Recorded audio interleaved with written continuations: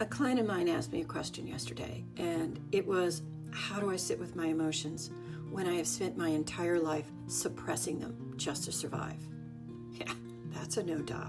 Been there, done that, right? Hi, I'm Sally Reed. I teach sensitive people how to feel more in control. And this problem is so common and nobody talks about it. When you've trained yourself to suppress your emotions just to survive, feeling them feels wrong. In fact, it feels dangerous. And so, how do you sit with your emotions? How is that possible?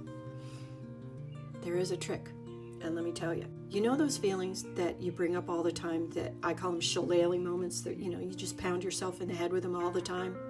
Yeah, those ones, they're there because there's a memory, there's a picture in your head associated with, and that picture keeps reactivating and redriving that emotion.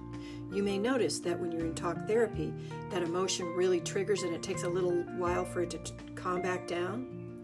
Well, here's a trick that works for me. Hey, and by the way, if you are in therapy, consult with your therapist before you take any stranger's advice on the internet. I'm not kidding. But here's what worked for me. What I did is I separated the picture, the memory from that feeling. And I took that memory and I threw it aside. Blue sky, empty brain. And all I did was focus on the emotion. So, like, I'm feeling shame. I'm feeling embarrassment. I'm feeling disgust. I'm feeling fear. Whatever it is I'm feeling. And I just felt that feeling. And you know what? The surprising thing is you can't hold on to it if there isn't a thought in your head, if there isn't a picture redriving it. I kid you not. So it's when you let the memories pile on, that's what holds it still. And you know what else? If you pull that emotion out of that memory and you process it, then the memory doesn't hurt anymore.